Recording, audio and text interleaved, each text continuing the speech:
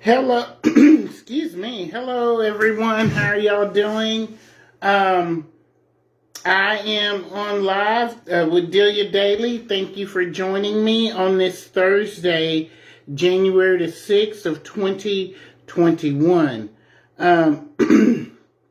Hey, Dust, how are you? Okay, hold on. Let me add him. It's not coming on my computer. Okay, hold on. Okay, so I do have a couple of announcements today. Um, it says it's adding this. I do have a couple of, not of announcements, but today. Hey, Dust, how are you? Hello. Hello, Let I'm all me, right. good. Let me do my today in Black History and then we'll get started. Right on. Okay. Okay, so today in Black History, even though this isn't a part of Black history, it's a part of our history. January the 6th of 2021, the Capitol was attacked by a group of Trump supporters. January the 6th of 2003, Mamie Till, mother of Emmett Till, dies at age 81.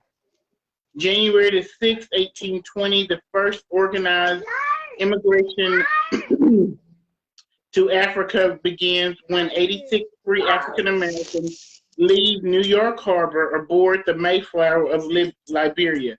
They are bound for the British colony Is there a light? Sierra Leone, which welcomed free African Americans and fugitive slaves. 1961 in London, the World Anti-Slavery Convention began. Okay, so today I have a very special guest, Mr. Dust James. He watches my show all the time, and so we decided to get together, and I wanted to see what subject he wanted to talk about, and he wanted to talk about is the U.S. imperialist. So I want him to elaborate on that. I don't know what that means. Can you go into detail for me what that means? Yes, ma'am. Well, thank you so much for having me on. No Today problem. is Dia de los Reyes, or King's Day. I'm Yeah. over at my family's house. We're celebrating. We eat sweet bread and drink hot chocolate. I forgot that was today. Wow. But I'm still glad to be here. I stepped out on the porch for a minute. I am Dust James, host of Anti-Imperialist America and Working Class Revolt.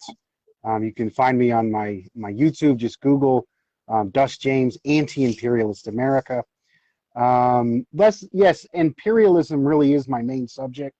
And so, is the United States imperialist? First, you have to understand what imperialism is. So Mm-hmm.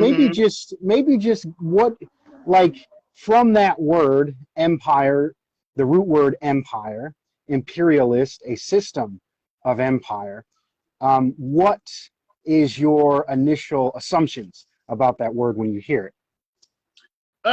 It means that empire means that you're greater than uh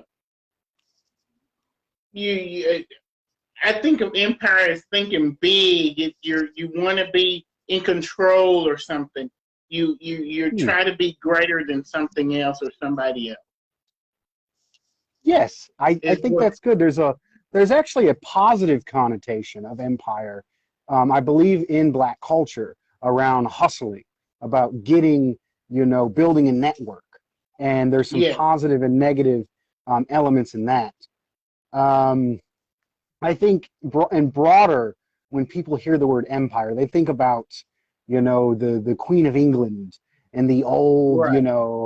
the old, like, there's an emperor who owns all this vast territory that they conquered, and they own nations outright. And those nations don't even have their own flag. You know, they're just territories. I mean, we have that today with Puerto Rico and Guam. They call them territories, but they're colonies.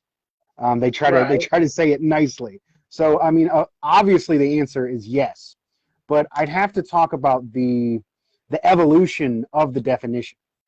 We no longer have that old, oh, we outright own you. imperialism, other than those few examples like Puerto Rico and Guam and et cetera, in places where they don't have any vote, but they're still mandated by the laws of the U.S. government, which is unfair, which is taxation without representation, which is absolutely horrible. If Russia or China was doing to any other country what the United States is doing to Guam and Puerto Rico, it'd be up on Fox News, NBC, saying how we have to invade them and how horrible it is. But because it's the United States and the media is controlled by the ruling class and the ruling interest in the United States, we have a skewed narrative that we're constantly fed. But see, empire really goes back to feudalism. Feudalism is a mode of production. A mode of production is how the economy functions. In feudalism, you had lords, and you had a king, you had landlords, and it was mostly an agrarian society. And the peasants were hooked to the land and worked as hard as they could. And after they paid taxes, they were able to keep back what they wanted, or tribute, or whatever you want to call it. They basically had to pay the majority of what they worked for to the crown, to the landlord. And they weren't even allowed to leave the land. They were stuck there. They had less freedoms than today. And today, we're under a mode of production called capitalism. In capitalism, you have the capitalists who owns the factory, who pays the workers, and the workers can choose among they want to go. And imperialism, this idea of dominating other countries, took on new forms with the advancement in the mode of production. So today, and this is monopoly capitalism. When capitalism first started out, it was expanding, but it got to a point where there was only where finance capital, the bankers, really took hold of the economic systems. And so they're even subpar. Like on top is the banks. There's a few, they're hooked in with oil now. There is a handful of monopoly oil bankers who control the entire global economy. So we have workers in the United States who are exploited. We go to work, we produce more than we get back. And they, the capitalists, and on top of the capitalists, the factory owners, is the bankers that they pay the interest to. And they're the ones in control. Now, outside the United States, you have fellow imperialist countries that are hooked into that system, like Europe and Australia, countries that are relatively well off. And the reason why they're relatively well off is not because they're smarter, not because they're more moral, not because they're more intelligent, because they steal from the oppressed nations. The majority of the people of the world, and the majority of the oppressed nations are not white. The majority black and brown nations, Africa, Latin America, Asia. So this is monopoly capitalism and imperialism. And this entire global economic system actually explains racism as well in the United States. Chicano people, Mexican American people, black people in the United States, Afro-America, as I've been trained as a scientific socialist to understand, have never truly been allowed to be full members of this society. And they're not only exploited as workers, but super exploited. There's a level of further exploitation on top of that through discrimination, last hired, first fired, over policing in poor black and brown neighborhoods. They're actually an oppressed nation within the United States. And that is the material. So racism is superstructure. Superstructure is like thoughts or government. Base is the economy. You can't, like, our ideas don't make the world. The physical world makes our ideas. So racism, getting us to hate each other based on race, is simply a social tool to maintain the system of national oppression. And national oppression, is part of imperialism. So that's what we have today. We have imperialist countries, we have workers, and we have oppressed peoples. So I'm a Marxist, I'm a socialist, and Lenin, who discovered and who read Marx, who discovered this way of scientific thinking called dialectic materialism. And dialectic materialism, see how I understand things so well, and I can articulate it very, very quickly, and it allows you to predict things and understand society and then make decisions so working and oppressed people can take power and push history forward towards socialism. And that's really what it's all about. We have to unite all workers and oppressed people against this very, very small minority of, I call, monopoly capitalists. Many people call them, less scientific people will call them the globalists, the Illuminati. You've probably heard all these terms, but they're all talking about the same. Illuminati. That's more of a conspiracy theory bend, which isn't always accurate. But they're essentially describing the same group of people. It's the same five or six families, started in London, and then went on to Wall Street, New York, the Rockefellers, the Carnegies, the DuPonts, and these people they own Chase Morgan Bank, they own Bank of America, they own Exxon, they have global energy dominance, and everything we do in the economy requires capital. Finance capital requires loans, and it requires energy. And there's like these five companies hooked to these banks control like 80% of the world's oil. And every person you borrow from goes back to that. So everybody, you either don't have any money or you're in debt in this country. The majority of workers either are living paycheck to paycheck, or if they have a little something, they're in credit card debt. And we're all, the only reason, and they keep us in debt, to keep us working these jobs that underpay us, that don't give us enough benefits.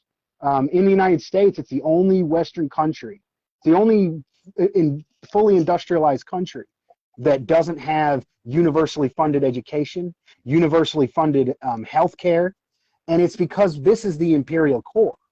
And you would think that because these group of wealthy people steal from everybody else, that we'd have it better here.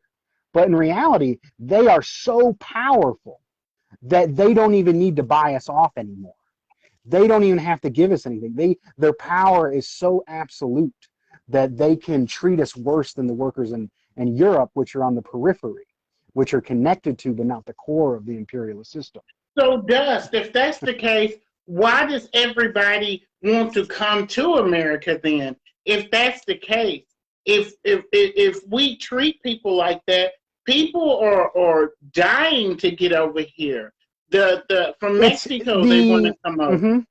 The economic conditions are slightly better in the United States than a lot of other countries. And the reason why people are fleeing poverty and chaos is because the United States, the CIA, the US military, purposely keeps entire regions in chaos and poverty to keep them poor, to keep them in debt, to keep them exploited.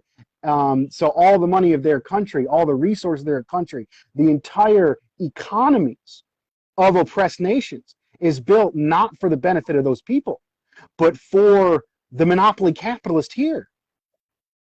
So they're fleeing chaos and poverty that the same enemy here, the monopoly capitalists, the super rich, they're fleeing horrible conditions that are also treating people here badly. We have it slightly better, but we could definitely have it better, even without stealing from the rest of the world. The people who are benefiting isn't the vast majority of the United States.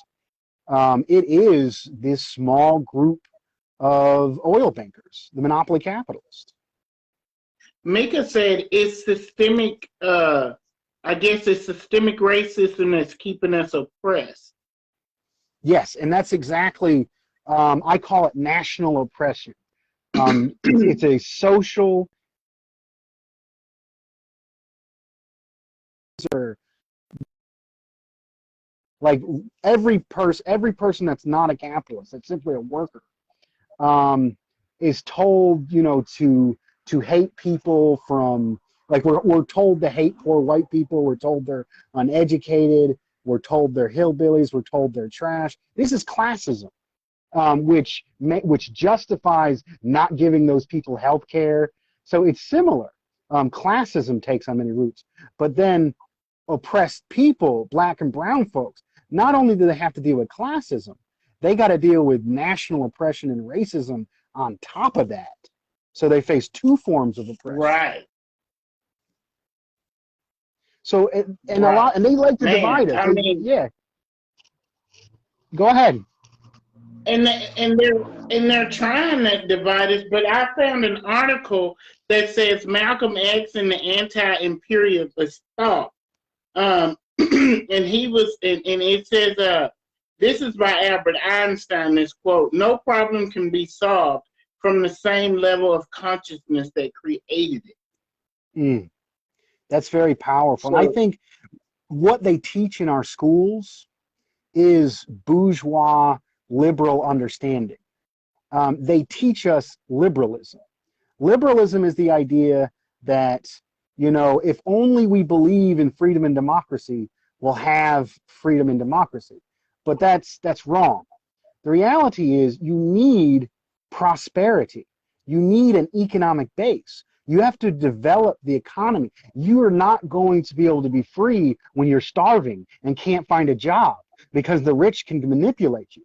And that's where scientific socialism is a revolutionary ideology that's more advanced than the liberal ideology. And Einstein wrote another essay called Why Socialism? Einstein was also a socialist. can you give me an example of what, because I'm not familiar, and I'll look them up. What is a socialist and a Marxist, as you was talking about? Okay, so Marx was an economist and philosopher, and he studied Hegel. And Hegel believed in something called the dialectic. And the dialectic is two ideas fight against each other, and then that creates a synthesis. And it is a thesis and an antithesis. Those things battle and become a synthesis, which pushes ideas forward. And Marx looked at that, took it out of the idea of the realm of ideas and put it into the real world with materialism. And his idea is history is moved forward by class contradictions. Before we had hunter-gatherer societies, and that evolved into slave societies, which evolved into feudal societies, and eventually we got capitalism. And the next step forward, through the contradiction of the oppressed people and the monopoly capitalist, through that fight, we will build a stronger, more effective system, which is socialism. And socialism is simply where the people have power over the government through mass organizations, neighborhood associations, worker associations, and that government, instead of how it operates now, is it operates simply. The only reason why our government exists and has existed is to make profits for the monopoly capitalists. They own the government. We have never owned the government. This has never been a democracy. This is a dictatorship of the bourgeoisie. And socialism will be a real democracy. We have real power over that government. And that government, instead of letting the capitalists do whatever they want to people, instead of arranging and having roads to facilitate profits, the entire infrastructure will be rebuilt in a way that's actually beneficial to the people. And that requires mass organizations and democratic transition belts to have say over a government that can plan the economy. And there's been a lot of instances of this. And every single one of these instances has been demonized in history. The Soviet Mm. Union had massive successes. They went from being one of the most backward countries in Europe to a global superpower, um, and advanced technology and industrialized at unprecedented rates. They went from absolute poverty and subsistence agriculture to a modern society in a number of decades. And the way they would do this was the superior system of socialism, planning the economy. Capitalism is obsolete and wasteful, and just stupid stuff happens. Like you notice, you go to a restaurant and they throw out food afterwards, or you see, I drive trucks, and I see two trucks going opposite ways that are empty. And this company works for that company, works for that company. It's all to make a profit. It doesn't actually matter if they produce anything. We have all these houses that are empty, and we have homeless people. It's because those houses aren't built to house people. Those houses are built to make a profit. Our whole society is organized around making a profit for these few capitalists, and today monopoly capitalists. And socialism designs society around human need and designs society around actually serving and benefiting the people. Wow. Wow, I did not know that. But I want to read you some of this by Malcolm X. It says, by the spring 1964, Malcolm X was undergoing a profound intellectual metamorphosis. Having extricated himself from the narrow black nationalism of the Nation of Islam, he was straining toward a more expansive and radical internationalism. Travel and exposure to a range of revolutionary figures and experiences helped enable the awakening. Yet the political leaders, I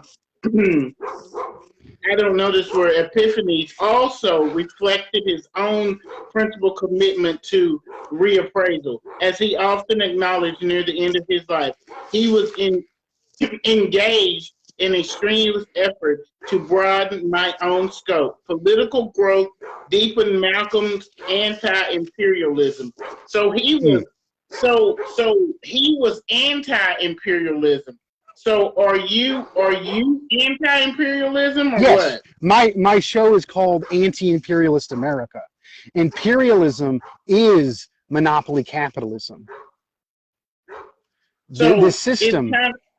So another word for imperialism is racism or oppression, in other words, right? Those are components. Those are components of it, but they're not it entirely. Those are symptoms of the larger system. The entire global economic political system itself is imperialism. And they use racism and national oppression to maintain that. Okay. Okay, because see, I didn't know all of this though is connected. All of this, like the racism, the government telling us what to do, when to do, and how to do it. That's all connected to this imperialist stuff. Yes. Because the government, that's why they can tell us that they can make laws that women can't have an abortion or we can't do drugs. They can make laws on what we can do with our body because basically they own our body. They own us. They own everything. Yes, they basically own us. They basically say, you do what we do, and that's it. There's no other question. I mean, they make laws, I think, to keep us, and not just black people, but everybody. They make laws to keep us oppressed, to keep us trying to depend on them. That's where they came up with the IRS Act, because we're at the IRS's mercy. If we don't pay them like we're supposed to pay them, like I said the other night, they come and garnish our belongings, but they can keep our money for as long as they want to, and there's nothing we can do about it. That's all part of imperialism. That's all part of that, keeping us oppressed. You do what I say when I say it. or you suffer the Exactly. consequences. Mm-hmm. That's exactly right. So, The only power we have against it is each other. Is building popular mass organizations, labor unions, civil rights organizations, coalitions, and there has been countries. There's hope. There's hope because countries outside the United States, socialist countries, Venezuela, Bolivia, how did they become socialist? They had a government that was controlled by the imperialists, controlled by the same rich people there is here, and the rich people, what they do to oppress countries is they pay off they pay off a few people in that oppressed country and make them rich, and then those people in return exploit that country and steal from their own country and give it mm-hmm. to the monopoly capitalists here. Like one of the most rich people in the world not too long ago was from Mexico. He was one of those people that was selling out his own country. But what happened was the people got tired of it, and the workers united. In Bolivia, which is a predominantly indigenous country, indigenous councils in coalition with workers got together and kicked out the bourgeois government and formed a socialist government. So anytime you see on MSNBC or you see on Fox News, wherever you see it, and they're calling them dictators and they're calling them evil, it has nothing to do with the reality in the country. It's because the capitalists, monopoly capitalists that own the media are Mm-hmm. mad that those people are no longer letting them exploit their country. And it's hope for us here. What we can do, what they have done, because we have the same enemy here to fight against. So the media is owned. See, I didn't. So the media is owned by the government, or the government basically tells. No. The government is owned by the monopoly capitalist, and the media itself is owned directly by the monopoly capitalists. Okay. The main enemy is not the government. The government is only another tool. The main enemy is the group of oil and banking cartels that own and control the government. So then why do we put our money? Why do we put our money into these banks? If there's what other choice do we have? They're more convenient. I mean, anywhere you get credit, you're basically doing business with these people. Anywhere you get a job is in business with these people.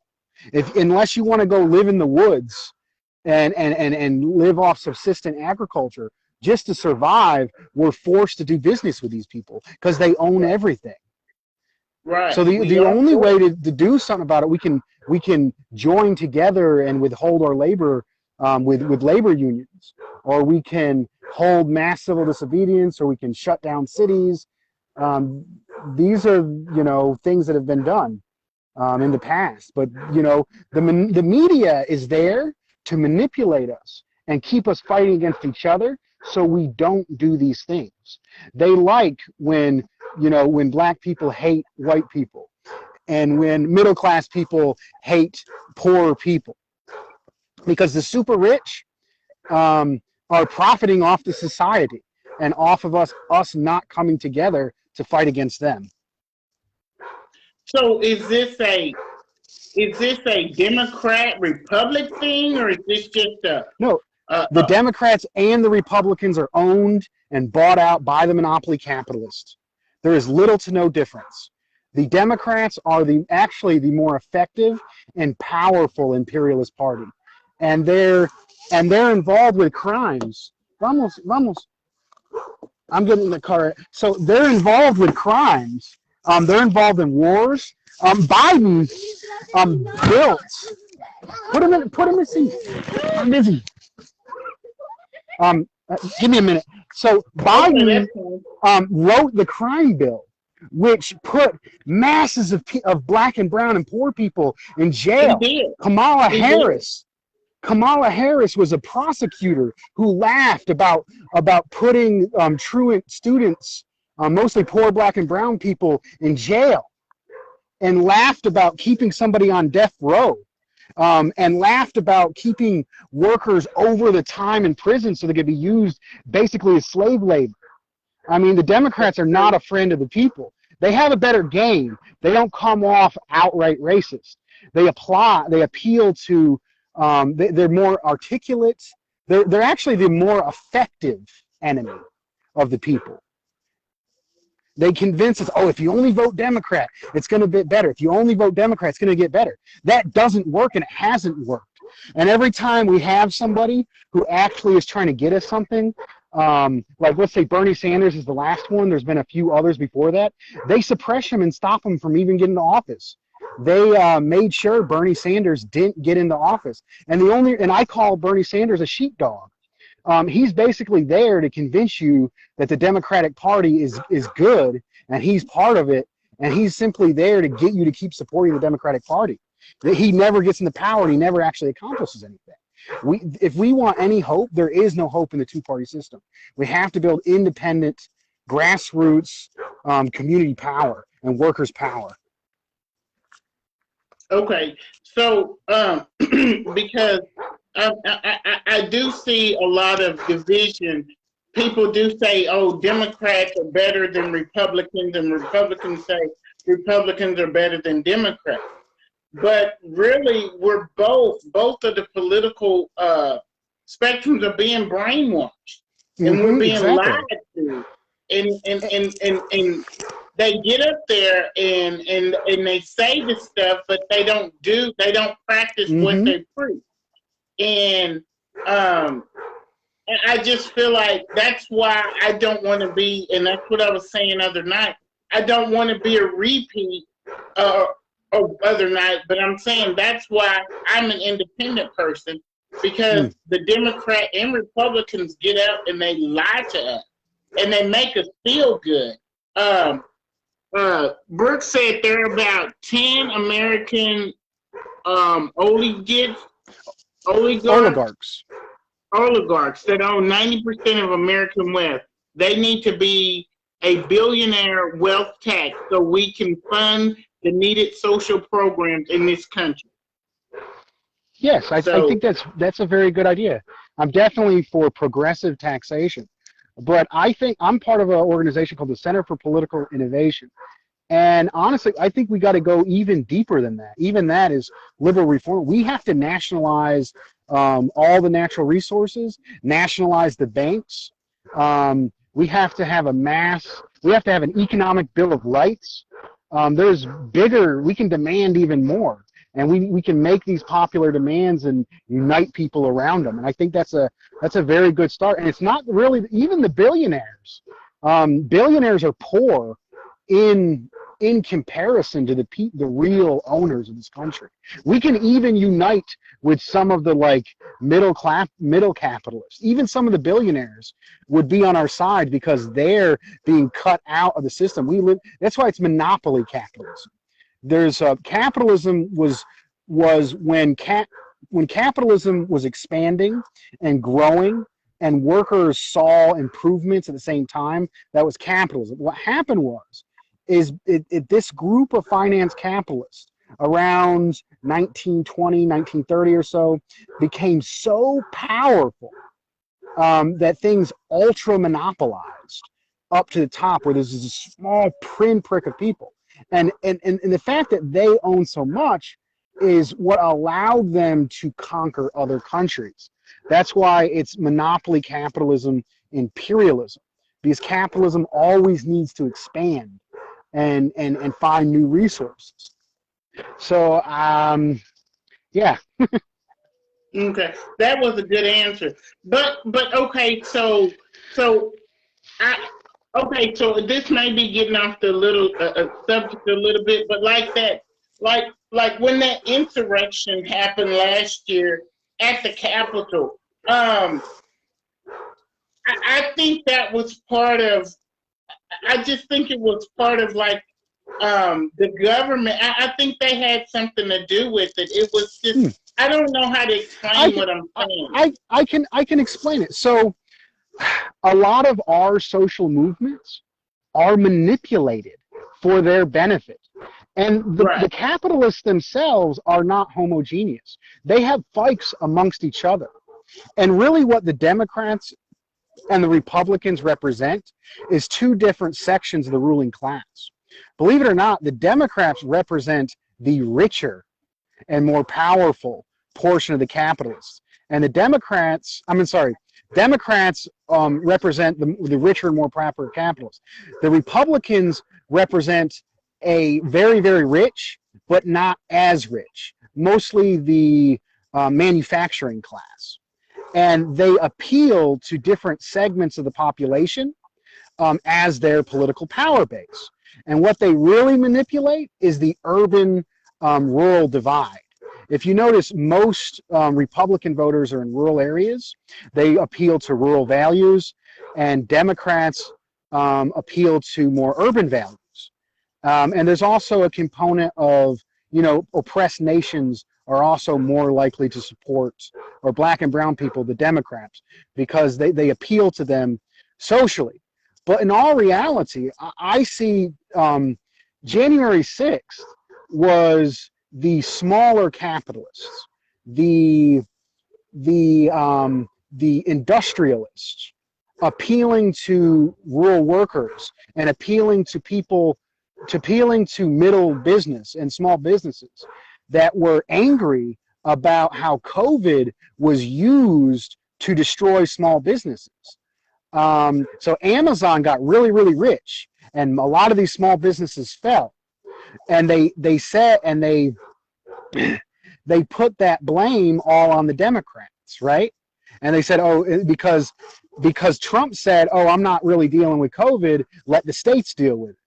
So it was the Democratic governors who had to implement, who had to protect against COVID, these policies.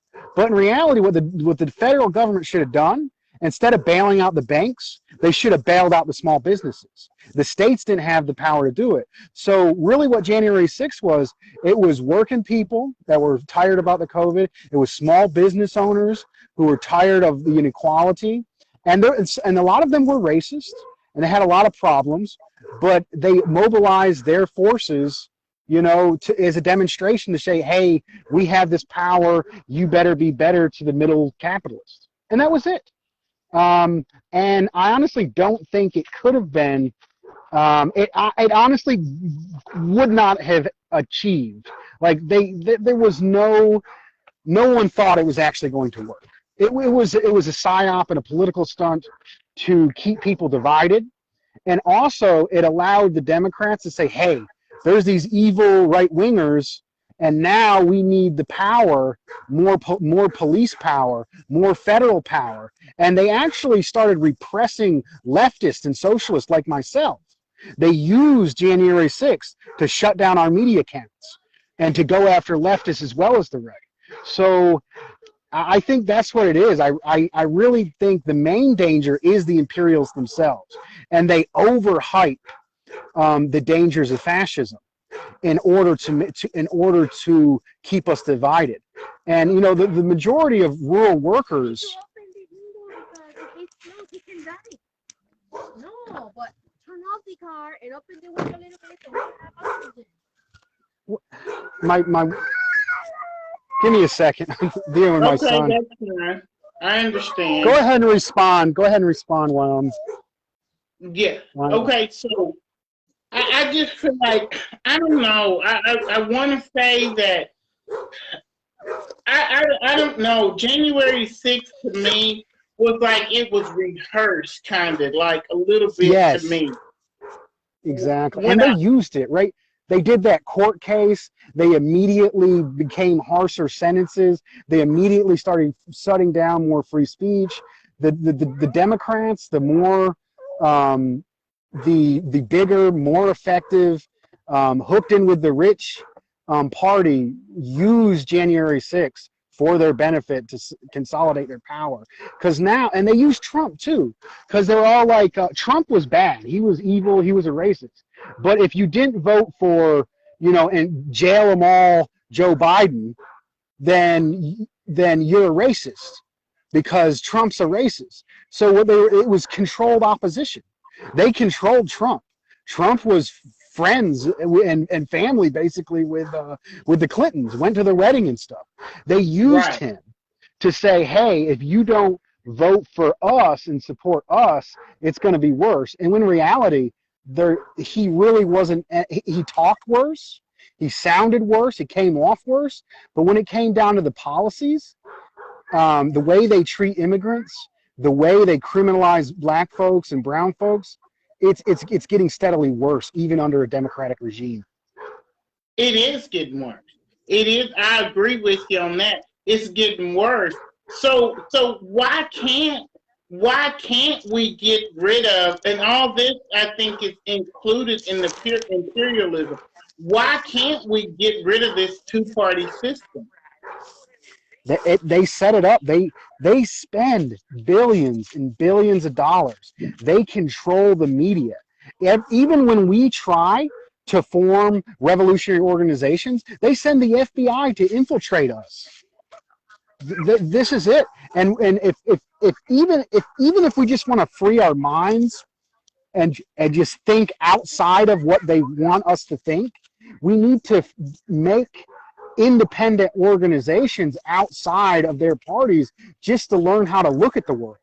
And socialism is a way of doing that. Black nationalism, which Malcolm X started, is another good way. That's outside the imperialist system. Chicano nationalism, Mexican nationalism, are all ways of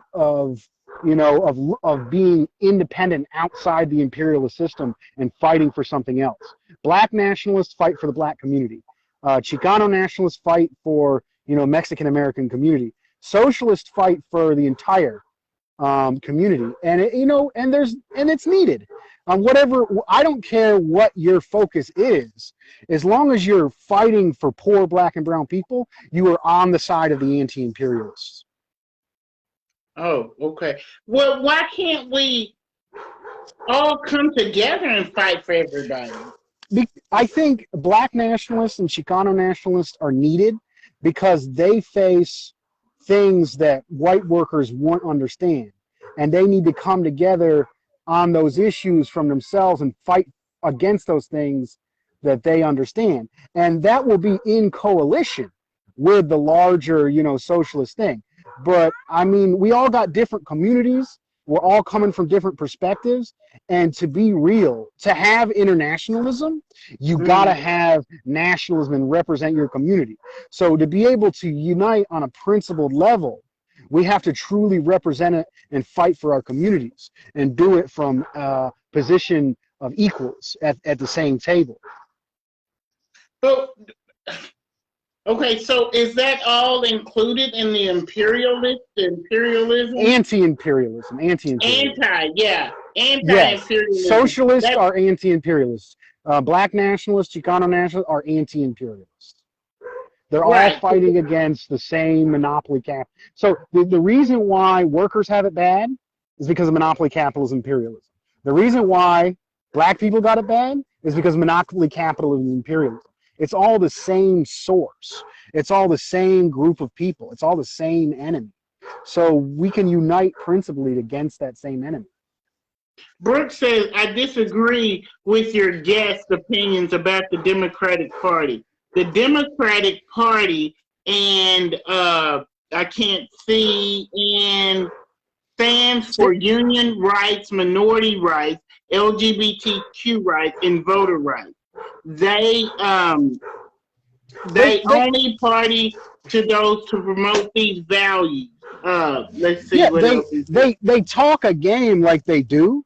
But was the crime bill that locked up hundreds of thousands of black and brown people, was that supportive of black and brown people? No. Okay, so LGBTQ, they come off like they're pro-gay rights. But what about the gay people who work in these factories and are being exploited by the same big banks? What about the gay people who don't have universal health care? What about the gay people who are in student debts, which they refuse to forgive? I mean, they act like they support these things, but because they don't look at it from an economic base, because they're not empowering the working class, because their entire job is actually working for the enemy to keep us down, they will never truly represent those issues. And they go into the universities and they teach liberal they teach a liberal understanding of, black rights, of gay rights.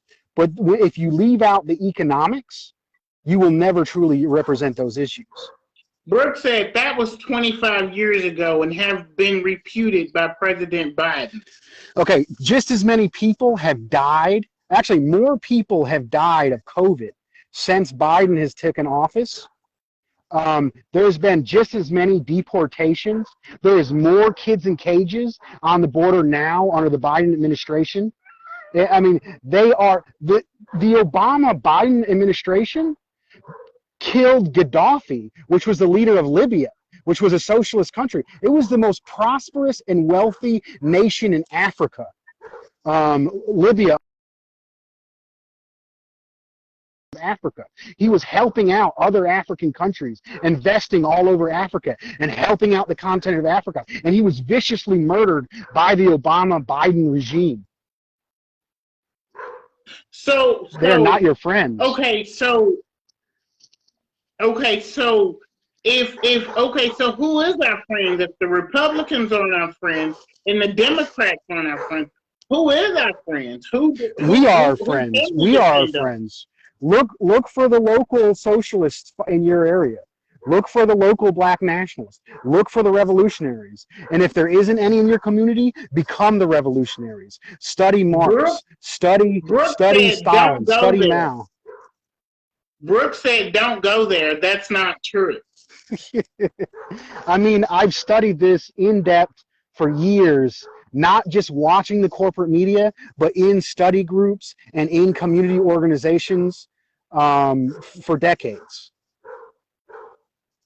Okay. So, I mean... I'm not just repeating any media.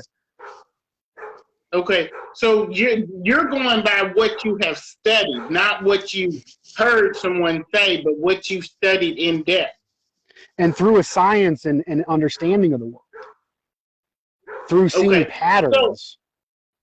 So, because Brooks, he's a very stark Democrat, which he's very, and that's fine. That's his right to be whatever party he wants to be in.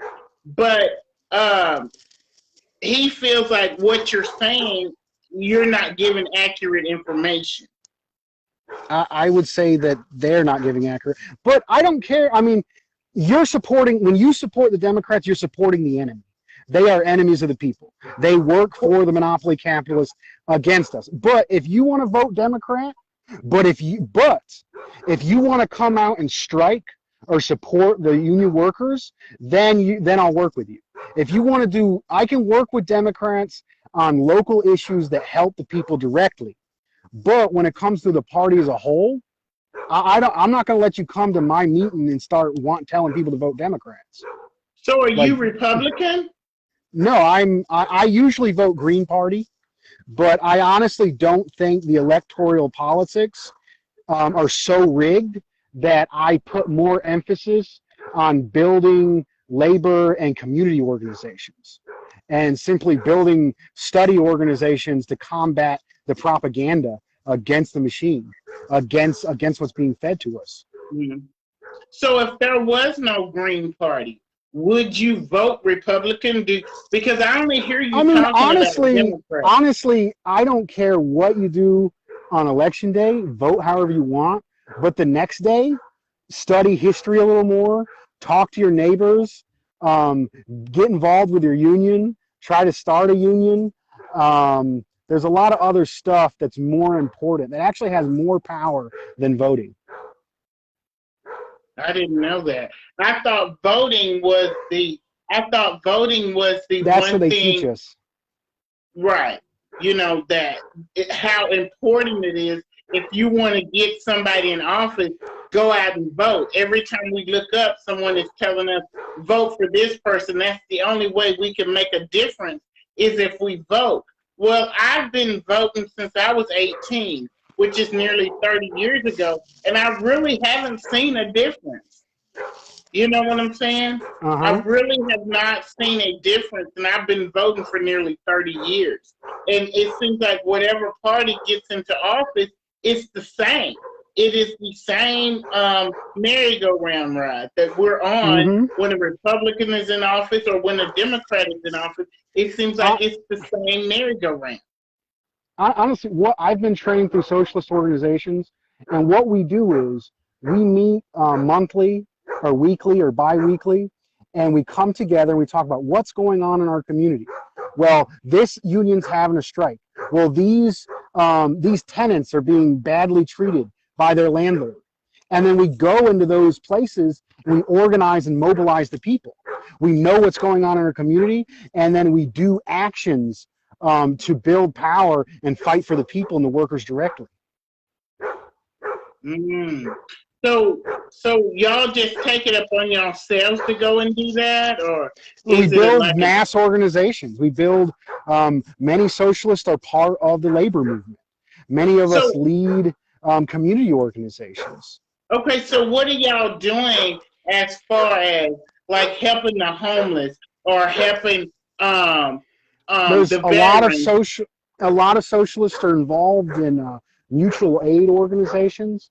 There's a group that I'm affiliated with in Texas, and they're called San Angelo Solidarity, which they actually teach the politics of the Center for Political Innovation. And with Texas down there, how close are y'all from San Angelo? It's a little town somewhere down there. Yeah, it's in West Texas. I'm about 5-6 hours from San Angelo. Yeah, I'm about 5 or 6 hours. So yeah. Now Brooks said I have a bachelor's degree in business. Right, just let me finish that point. They when the power went out and the water failed, they went out and they delivered water to elderly people in the community. Oh. That's mutual aid. That's nice. But I'll go ahead and respond. I can read the comments as well. Brooks says, I have a bachelor. Brooks, thank you, Brooks, for commenting. I really love honest discussions. I have a bachelor's degree in business administration as well as a law degree. I studied modern Soviet history and have read Marx and Engels. There was a lot of good in their manifesto. However, after Lenin was assassinated by Stalin, that's not correct.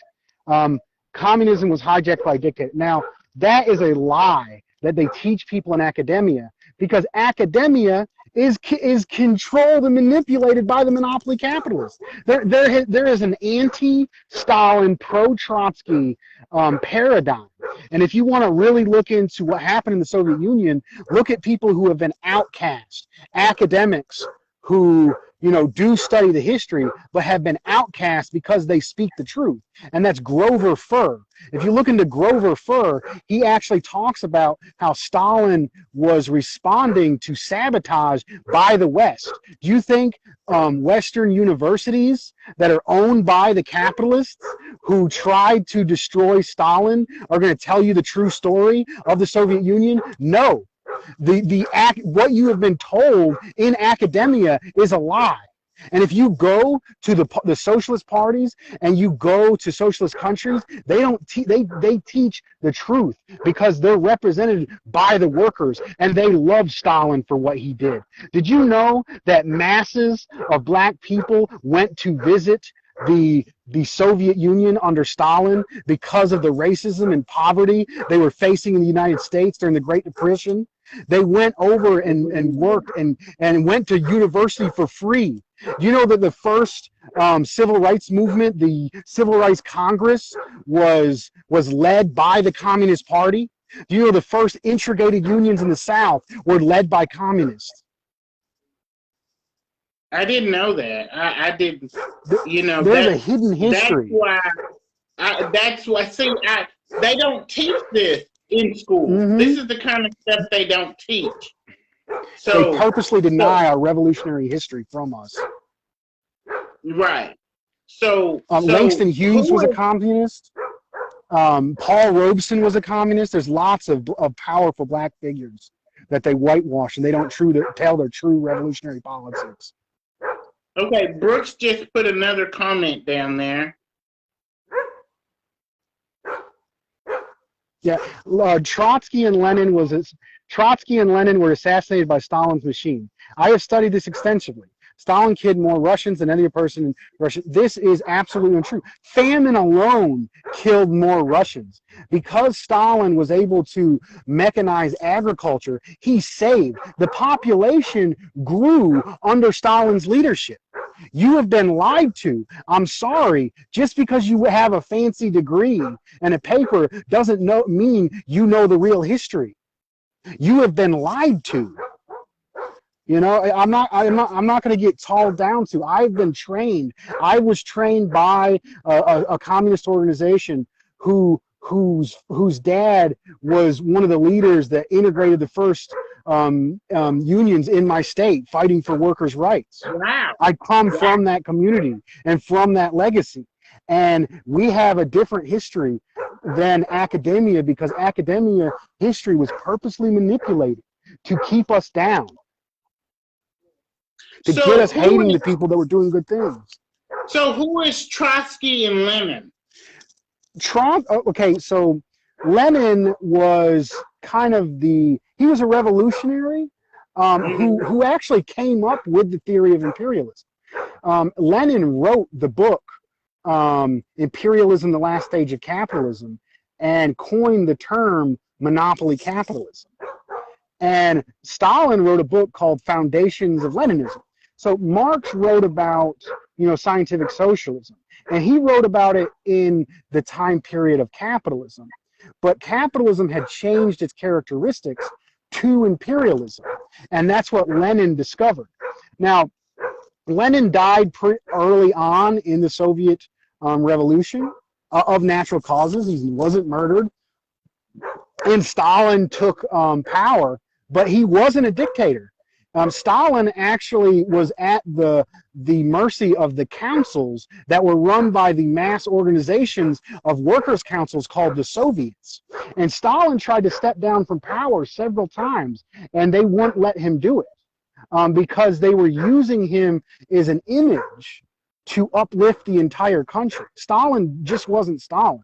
Stalin represented the advancements of the entire Russian people through vast industrialization, through planning the economy controlled by the Soviet government, which was not controlled by Stalin himself, but controlled by mass workers' organizations called Soviets.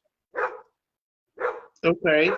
And there was a lot of, there was bad things that happened, but it was this was the 1920s. I mean, we had lynchings in the South at the same time period. So we get this very contrast image. Everything that ever happened in the Soviet Union was bad. We hear about it constantly. But everything that was bad that happened here, they whitewash it. They cover it up. That's true. That is true. Brooke said, I've read the history. I've formed my own opinions based upon my own research. I would say that you're wrong because your source material is wrong. A lot of those bourgeois academics are purposely lying about history. Yeah. Okay. Well, Dust, that is our time. I appreciate this. I've learned a lot. There was a lot of stuff that I did not know. But that's why I do this show, so I can learn as well as other people can learn. I have learned so much tonight that I did not know.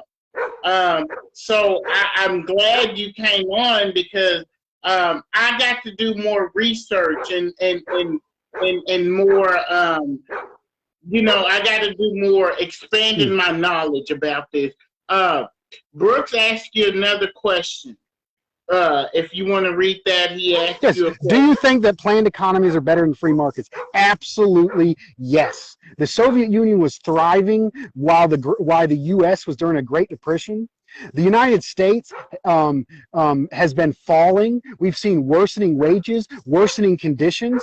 China has been growing 3 times the United States for the last 4 decades. And the reason why they're able to invest in high-speed rail, educations, hospitals, when COVID broke out, they built hospitals in 10 days because they planned their economy for the benefit of the people. They have high-speed rail all over the country because of the superiority of socialism and planned economies. And they recently overtook the economy here.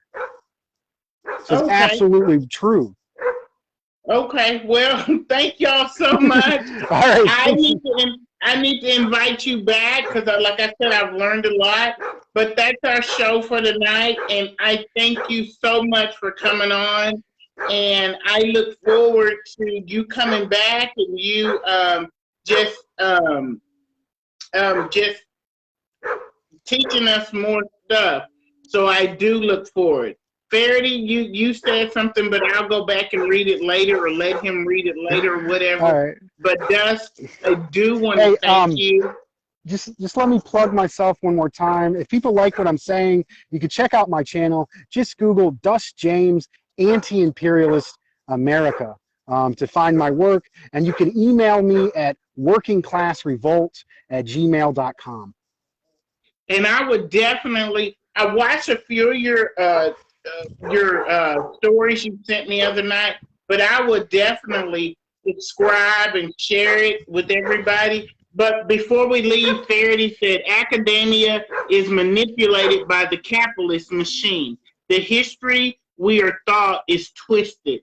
I can't see what else she said. To make this country look good, it's important.